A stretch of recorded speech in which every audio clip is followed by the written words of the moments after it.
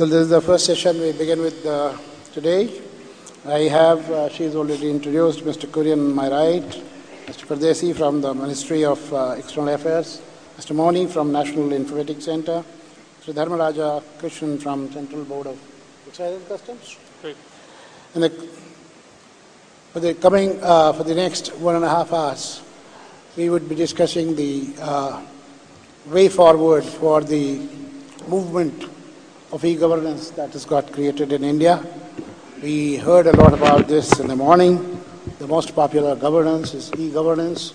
It's already being understood as the most popular mode of governance. There is talk about e-governance in every quarter of the country's governing systems. Before I talk about what the Government of India and the National E-Governance Program has done about it, I'd like to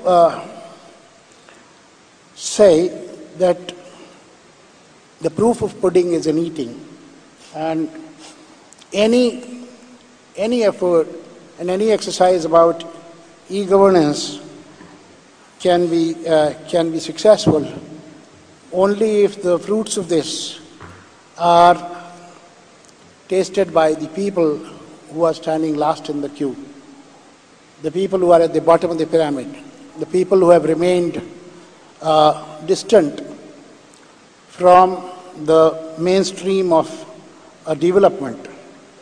And I also would like to point here that the ICT revolution that is taking shape now is going to cut two ways.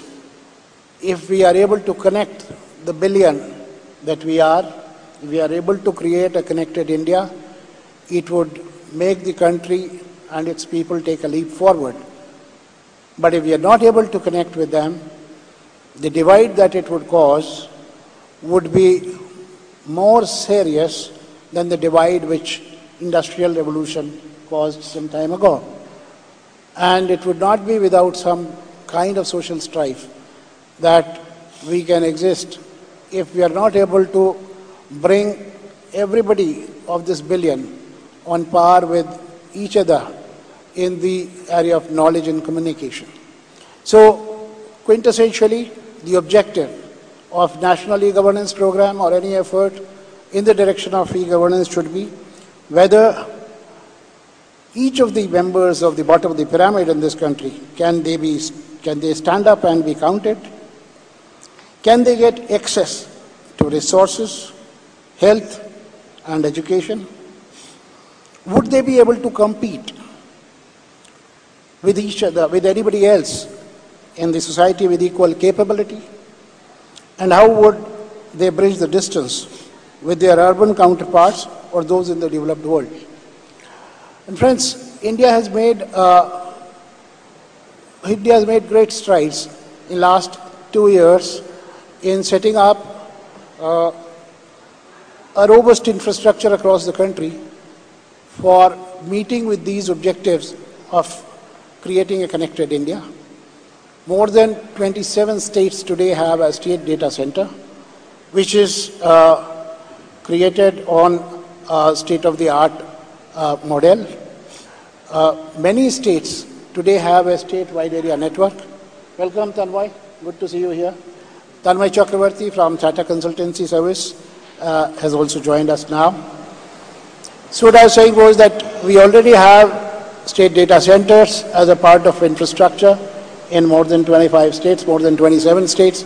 We have a state-wide area network in more than 15 states, and it's growing, it's connecting.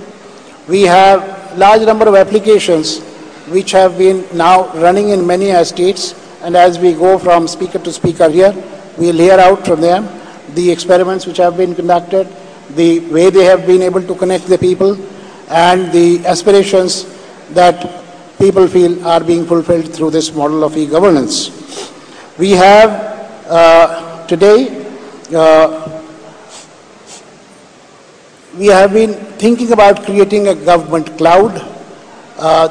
In Gujarat, we have been able to create a G cloud, as we call it, by way of at least infrastructure as a service being provided by my department, the Department of Science and Technology, platform as a service that we provide. We have deliberately not moved towards providing software as a service with a view to leave each department as the champion of its own application.